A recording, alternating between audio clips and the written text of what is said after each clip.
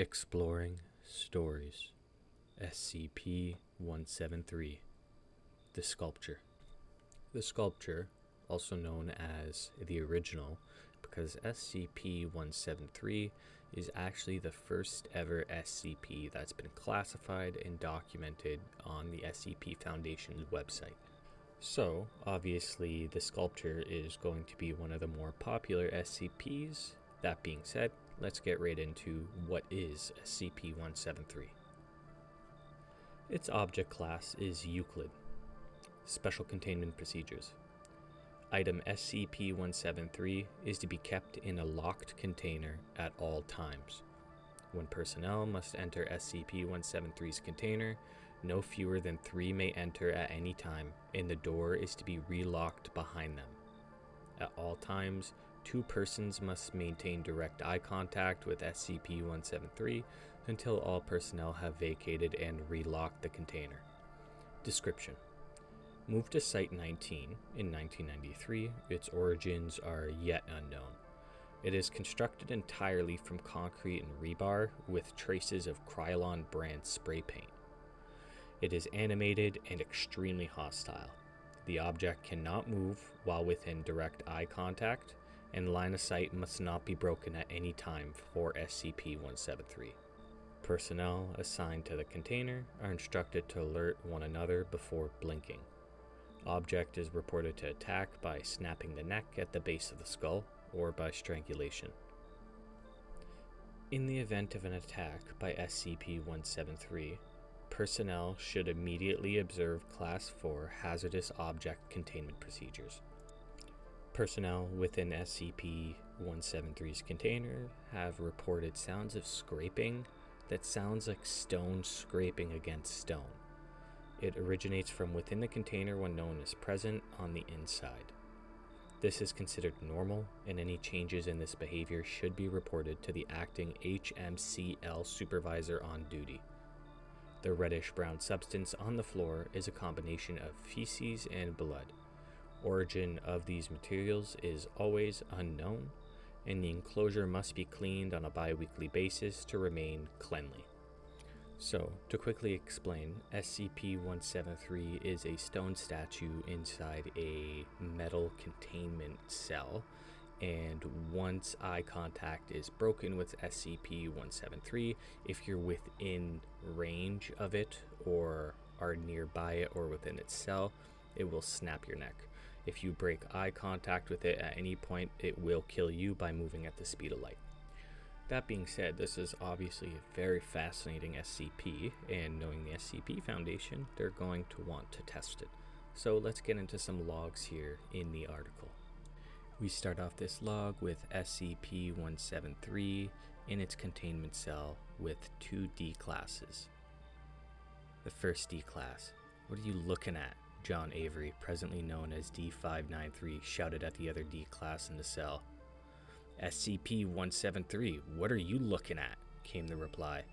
This worried John, and he was staring intently at SCP-173, and the other D class was standing behind John, facing the other direction.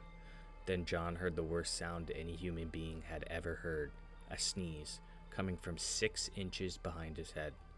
John had remembered an episode of Mythbusters right before he had been arrested, before coming here, where they tested to see if someone could sneeze with their eyes open. John never saw the end of the episode. There was a sick, wet thud, a horrible ripping sound, and a scream that ended too quickly. John managed to get out. SCP-173 Addendum 1. On blank blank blank date, SCP-173 appeared to multiply, producing 2 identical copies. 2 D class personnel who were in the container at that given time were killed. It is unknown how this process occurred. Each instance of SCP-173 is now labeled SCP-173-1 and SCP-173-2. One of the individuals is moved to another cell following the original containment procedures.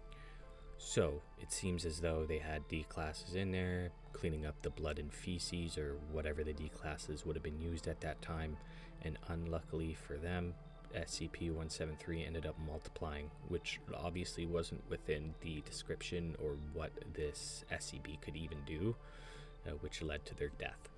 Addendum 2. On blank date in the future of the previous date in Addendum 1, a second multiplication event occurred. SCP-173-1 through 4 are to be each contained as per original containment procedures. Objects are now reclassed as a Keter object. Addendum 3. Security breach occurred on blank date. Assuming a simple geometric progression, at least 61 copies of SCP-173 are, as of now, unaccounted for. It is unknown how they began to replicate so fast or how they replicate at all. Video evidence of the containment breach shows multiple instances of this SCP working in unison across multiple cells to achieve the breach, almost kind of like a hive mind. Most of the instances still in captivity appear to have formed a rear guard, blocking Foundation agents from pursuing other instances. It is theorized that SCP-173 has a Hive intelligence, where intelligence scales with number of nearby copies. See revised security procedures for containment of SCP-173 copies. Revised special containment procedures. All copies of SCP-173 are to be contained in form-fitting metal containers and sent using SCP-blank to the now abandoned Foundation facility on the Moon. They are to be fitted with tracking collars that will detect if any of them leave the Moon. Okay, now the SCP Foundation is definitely dealing with a situation that they can't contain if they're just throwing them onto the Moon and crossing their fingers they don't come back. Addendum 4. SCP-173 has caused a breach of secrecy for the SCP Foundation. Estimates at this time are roughly 500,000 civilians' death across North America. This is only done within the last 48 hours. Hundreds of thousands of sightings and pieces of video evidence have been posted online. Major television news programs have obtained videos of SCP-173 and are providing instructions for avoiding instant death. Dr. Bright is now in charge of containment. SCP-173 has besieged and destroyed 4 Foundation facilities near simultaneously in the last 24 hours. Each instance shows a characteristic strength exhibited in the original, and thousands are working in unison and are capable of ripping open concrete bunkers and compromising foot-thick steel doors. Research is still ongoing to find a way to combat this threat. Personal log of Dr. Bright. I've been killed 37 times in the last week. They can smell me. Somehow, regardless of whatever body I'm in, or the body I choose, or even if it's a man or a woman, it doesn't matter. The majority decisions of the remaining O5s is that this is an XK existential threat, and they're going to deal with the problem, or the Russians are. They're evacuating this base, which means that there won't be a single Foundation scientist anywhere in the New World. They say they're going to try and evacuate the surviving civilians, but I doubt it. There can't be more than a couple hundred people left in all of North America. The only good news is that I watched about 150 of those bastards team up and rip apart SCP-682. Brought a little smile to my face. This is the final revised special containment procedure. Containment Zone X1, formerly known as North and South America, is to be denied access. Following saturation of nuclear bombing on blank blank blank, number of SCP-173 instances have been reduced. All available Foundation resources are to be redirected to monitoring the ocean to ensuring the integrity of Containment Zone X1. Foundation adjuncts from national navies are to perform around-the-clock patrols and sonar sweeps. Detected instances are to be contained and removed to SCP blank for transport to the lunar containment site. Addendum 6. Verified sighting of SCP-173 in blank Wales in the United Kingdom. Nuclear bombing authorized and executed. No survivors. So, in this SCP, 173 had developed multiplying properties, which allowed it to work in a hive mind with any other surrounding SCPs, and from there they breached containment.